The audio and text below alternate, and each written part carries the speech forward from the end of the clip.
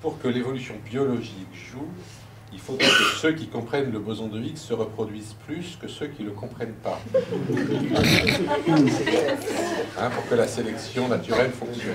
Bon, il n'y a pas tellement de raison de penser qu'on en est là.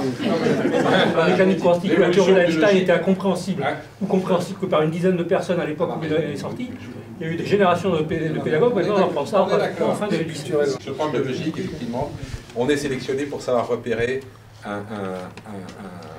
une panthère cachée dans le feuillage. Et ça, on a mis longtemps à obtenir qu'un ordinateur sache le faire. Alors qu'on n'a pas été sélectionné pour repérer du premier coup si jamais il y a 10 ou 15 ou 12 objets par terre. Et ça, un ordinateur sait le faire à toute blinde. Donc, on sait faire des trucs, on ne sait pas faire d'autres trucs, simplement parce que biologiquement, on a été sélectionné pour ça. Ce dont on parle là, ça ne peut pas être de cet ordre-là. Parce que justement, il n'y a pas de phénomène de sélection qui va modifier le fonctionnement du cerveau. Ou alors, s'il y en a, alors il faudrait comprendre lesquels. Et c'est vrai que peut-être il y a des états du cerveau qui vont être favorisés par la sélection naturelle. Par exemple, je m'amuse toujours à dire qu'aujourd'hui, on sélectionne plus le désir sexuel parce qu'on peut faire tout ce qu'on veut sur le plan sexuel sans faire d'enfant. Alors qu'en revanche, on sélectionne le désir d'enfant. Donc peut-être que ça va changer des choses. Comment ça on sélectionne le désir d'enfant? Les gens qui font le plus d'enfants, c'est ceux qui veulent beaucoup d'enfants dans nos sociétés. Parce qu'on a découplé en gros la sexualité de la procréation. On peut faire des enfants sans sexualité et on peut faire tout le sexe qu'on veut sans avoir d'enfants. Donc les enfants sans sexualité, ça reste quand même. C'est quand même plus marrant, mais pas plus.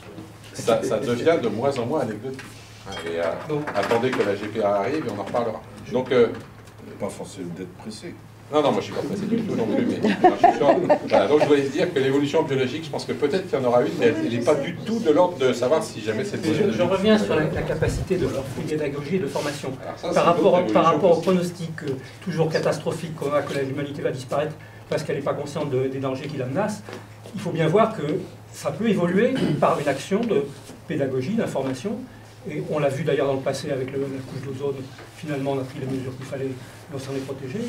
Il n'y a rien qui prédestine l'humanité à disparaître sous son propre effet. Il est parfaitement possible de prendre conscience sous l'effet de la technologie. Je ne dis pas que ça va se passer, mais ce n'est pas du tout impossible d'arriver et surtout avec les jeunes générations qui sont très ouvertes à ces problèmes-là, à les éduquer dans un sens où elles prennent conscience et elles réagissent.